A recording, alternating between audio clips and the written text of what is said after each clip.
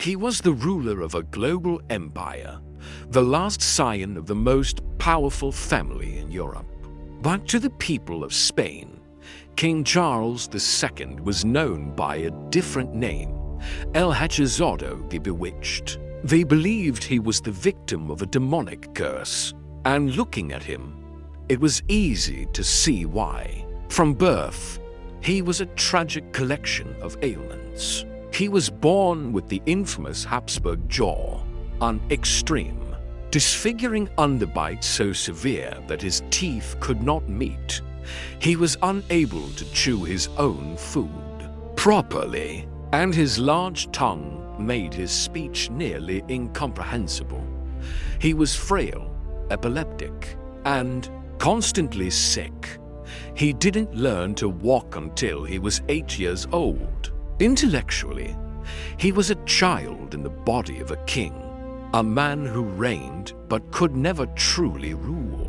He was the pathetic, suffering end product of a once mighty dynasty. When Charles finally died in the year 1700, just before his 39th birthday, the royal physicians performed an autopsy to understand the source of his lifelong torment. What they found was a horror show. The official report was a catalogue of grotesqueries. They noted his heart was the size of a peppercorn. His intestines were rotten and gangrenous. His kidneys were a mess of tumors, and a single one of his testicles was, in their words, as black as coal. The lead physician concluded his report with a chilling, poetic line. The king's body, he wrote, did not contain a single drop of blood. It was as if the dynasty itself had rotted from the inside out, leaving behind nothing but a hollow shell. But the cause of this devastation was not a witch-esque curse or a devil-esque bargain, as his people believed. The truth was far more scientific, and in many ways, far more disturbing. This was not the work of magic. It was the work of mathematics. It was the predictable, inevitable result of a deliberate, centuries-long policy of systematic inbreeding. This was a genetic suicide, performed one royal marriage at a time. How did one of Europe's most powerful families, in a desperate attempt to consolidate its power, end up consciously and methodically breeding itself into extinction? To understand the tragic fate of Charles II, we must go back generations and uncover the origin of the Habsburgs' cursed blood. The story of the Habsburg curse begins with the story of their unprecedented success. In the early 16th century, through a series of shrewd alliances and incredibly lucky inheritances, one family came to dominate Europe. At its head was Holy Roman Emperor Charles V.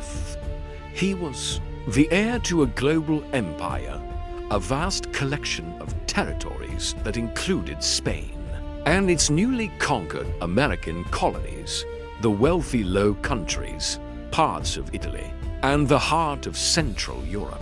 It was the first modern empire on which it was said the sun never set. But this colossal empire was not a unified state. It was a personal possession, a portfolio of crowns all held together by a single family. The great challenge for the Habsburgs was simple. In a world where royal marriages were the primary tool of diplomacy and inheritance, how could they possibly keep this vast empire from being broken apart and lost to their rivals? Their solution was as simple as it was. In the long run, catastrophic. They decided to marry each other. To keep their immense wealth and power consolidated, the Habsburgs adopted a deliberate, multi-generational strategy of systematic inbreeding. They turned the tool of diplomatic marriage inward, creating a closed loop of power. Uncles married nieces, First cousins married first cousins. For nearly 200 years, the Spanish branch of the family, in particular, practiced this policy with religious devotion. The goal was to ensure that a Habsburg always married another Habsburg, so that no foreign prince or rival dynasty could ever get a claim on their titles or territories. They were consciously choosing to sacrifice genetic diversity on the altar of political expediency. They sought to create the purest royal bloodline in Europe, believing it would guarantee their power forever. They had no way of knowing they were actually engineering their own destruction. At first, the signs were subtle, even seen as a mark of distinction. A specific facial feature began to appear with increasing regularity among the family members. A prominent, protruding lower jaw and a thick lower lip. It became known as the Habsburg Jaw. To them, it was a badge of honor, a physical marker of their unique and powerful lineage. But to the eyes of modern science, it was a clear warning sign. This distinctive jaw was a visible genetic trait, a dominant feature that became more and more pronounced with every generation of inbreeding. It was the first tremor from the genetic earthquake to come. It was a physical manifestation of the fact that their supposedly pure blood was becoming dangerously concentrated. With each consanguineous marriage, they were playing a game of genetic Russian roulette. And with each new generation, the odds of a catastrophe grew ever higher. The curse was taking root. As the Habsburgs continued their policy of marrying within the family, the curse began to reveal itself, generation by tragic generation. The family tree became a tangled, looping web of incestuous connections.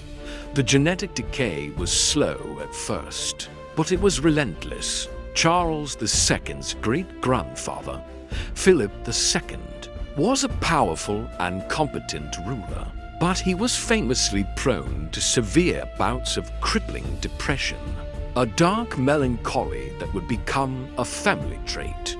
His son, Philip III, was a significant step down, pious but lazy. He was known for his indolence and utter lack of ambition, a king who preferred to delegate the difficult work of governing to his court favorites. The vigor of the dynasty was beginning to wane. The true crisis became apparent with the next generation under Charles II's own father, Philip IV. Philip IV was a man who keenly felt the weight of his family's decline. He possessed the Habsburg Jaw in its full, protruding glory, and his personal life was a catalogue of genetic tragedy. Of his 11 children, the majority were either stillborn, died in infancy, or were too sickly to survive childhood. The infant mortality rate for the Spanish Habsburgs was double that of common families of the era. The royal bloodline was becoming thin and brittle. After years of failed pregnancies and infant deaths, the future of the entire Spanish Empire came to rest on the shoulders of one surviving male heir, a boy so frail, so sickly, and so obviously disabled from birth that the court watched him with a mixture of pity and dread. This was the boy who would become Charles II. But just how bad was the inbreeding? Really, modern science allows us to quantify the Habsburgs' genetic catastrophe using genealogical records. Scientists can calculate a figure known as the inbreeding coefficient, which measures the probability that a person will inherit two identical copies of a gene from a single common ancestor. For the child of two unrelated people, the coefficient is 0. For the child of two first cousins, it is 0.6 to 5. for Charles II of Spain. The result of 9 generations of strategic inbreeding, the coefficient was a staggering 254. To put that in perspective, a child born from an incestuous union between a parent and their own child, or a full brother and sister, would have an inbreeding coefficient of 25. The last Habsburg king of Spain was, genetically speaking, more inbred than the child of a brother-sister pairing. The royal family had essentially become its own isolated genetic island, where recessive, harmful genes were passed down and amplified with each new generation. And as the blood of the kings decayed, so did their empire. The genetic decline of the Habsburg rulers mirrored the political decline of Spain itself. As the kings became less capable, more indecisive, and more consumed by their own physical and mental ailments, the vast global empire began to suffer. Spain lost territory in a series of disastrous wars. Its economy stagnated under weak leadership. Its military might, once the terror of Europe, became a shadow of its former self. The policy designed to preserve the Habsburgs' inheritance was now causing them to lose it. The curse was not just destroying the family, it was crippling a world power. All that was left was for the dynasty to produce its final, tragic specimen. Charles II was the living embodiment of the Habsburg curse. He was the final, tragic product of 2 centuries of relentless inbreeding. His life was not so much a reign as it was a long, slow, and public death. From the moment he was born, the court knew something was terribly wrong. He was an incredibly frail and sickly child. He was treated like a precious, fragile object, swaddled in blankets and barely handled, as if he might break. He was unable to walk until he was 4 years old, and was not weaned from his wet nurse until the age of 5, long past the time of any normal child. His Habsburg jaw was so pronounced that his 2 rows of teeth could not meet, making it a lifelong struggle to speak or to properly chew his food. He was considered so intellectually disabled, so feeble-minded, that his formal education was almost entirely neglected. He was left to grow up as an infantilized man-child, a king who could barely read, ruling an empire he could not begin to comprehend. As an adult, his reign was a disaster. He was king in name only. Real power was wielded by his mother, the Queen Regent, and later by competing factions of ambitious aristocrats who used the weak-willed king as a pawn. In their own games, the Spanish government, once the most efficient in Europe, became paralyzed by indecision and corruption. But the greatest political crisis of Charles's reign was his own body. The primary duty of a king was to produce an heir, and it was a duty Charles was genetically incapable of performing. He was married twice, first to the French princess Marie-Louise of Orleans, and after her death, to Maria Anna of Neuburg from Germany. These were not romantic unions. They were desperate biological gambles made by the state. The entire Spanish court, and indeed all of Europe, held its breath, waiting for news of a pregnancy that would never come. Charles was almost certainly impotent and infertile, another tragic symptom of his damaged DNA. The 2 queens were trapped in a miserable, childless marriage, while the great powers of Europe began to circle, waiting for the king to die and the Spanish Empire to be carved up.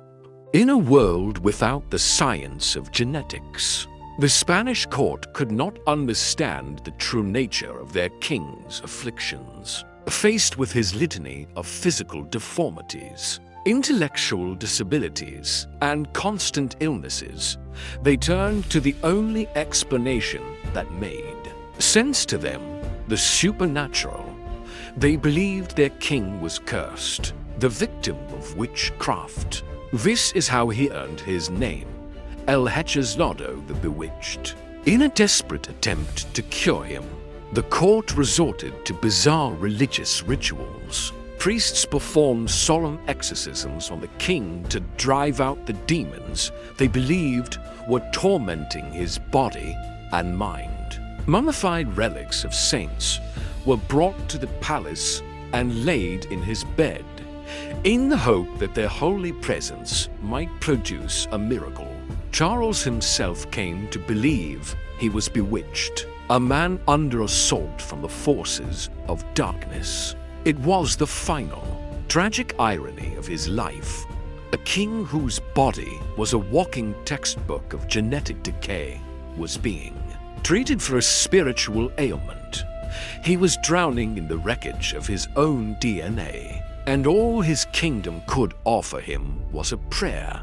When Charles II finally died in November of 1700, the courts of Europe held their breath. 4 years, the great powers had been scheming and negotiating treaties to carve up the vast Spanish Empire. Upon his death, they all awaited the reading of his will, expecting a divided inheritance.